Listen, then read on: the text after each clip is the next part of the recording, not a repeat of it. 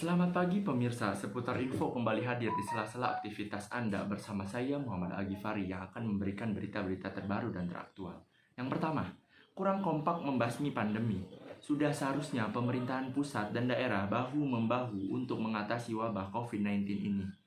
Namun sayangnya sikap sebagian menteri atas pemberlakuan kembali PSBB di Jakarta justru menunjukkan hal yang sebaliknya. Mereka hanya mempersoalkan keputusan pemerintahan DKI dengan alasan memperlemah ekonomi. Gubernur DKI Jakarta, Anies Baswedan mengungkapkan beberapa alasan sebagai dasar penetapan PSBB mulai 14 September 2020. Salah satunya adalah rasio angka kasus baru yang dites mencapai 12,2%. Angka tersebut jauh dari ambang batas aman versi WHO yakni sebesar 5% saja. Selanjutnya, ketersediaan ruang rawat pasien COVID-19 yang semakin berkurang. Saat berita ini dimuat, ketersediaan ruang rawat hanya tersisa 23% dari 4.053 kamar. Ketersediaan ruang rawat intensif dan ISO pun tinggal 17% saja.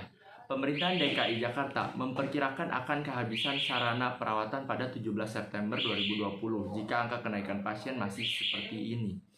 Berkaca pada data tersebut, rasanya sangat diwajarkan jika pemerintahan Jakarta memperlakukan kembali PSBB untuk menekan laju pandemi.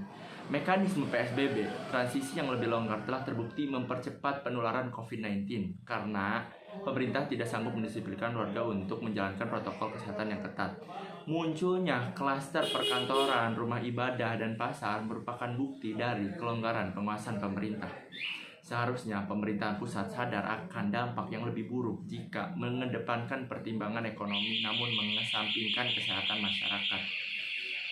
Beberapa pendapat negatif dari beberapa menteri dengan alasan PSBB mengganggu perekonomian menjadi indikasi bahwa mereka memilih untuk mempertaruhkan keselamatan masyarakat. Rasanya sikap itu pun bertentangan dengan pernyataan Presiden yang menyebutkan bahwa perihal kesehatan harus menjadi prioritas utama dan ditangani dengan baik sebelum memulihkan perekonomian. Sementara itu, dampak PSBB terhadap perekonomian memang tidak dapat dipungkiri kebenaran. Oleh karena itu, pemerintah seharusnya menyiapkan solusi komprehensif, bersiap memperbesar dan memperpanjang masa pengucuran bantuan sosial, terutama dalam bentuk uang tunai sebagai pengganti hilangnya pendapatan masyarakat dari PSBB. Sudah saatnya pemerintah pusat dan daerah lebih kompak dan serius memerangi pandemi. Pertentangan dan merumuskan kebijakan haruslah dihindari. Protokol kesehatan harus menjadi prioritas bersama bantuan sosial, pelacakan, pengujian, dan perawatan pasien COVID-19. Pengalaman negara lain yang sukses menghadapi pandemi ini pada akhirnya berhasil memperbaiki ekonominya. Sementara jika terus memaksakan pergerakan ekonomi tanpa menghentikan pandemi terlebih dahulu, maka perbaikan ekonomi ini akan semu karena tak lama lagi laju pandemi akan mengencang kembali dan berontokan ekonomi lagi dalam prosesnya. Demikian yang saya laporkan saat ini. Muhammad Al-Ghifari dan segenap kru yang bertugas undur diri. Terima kasih.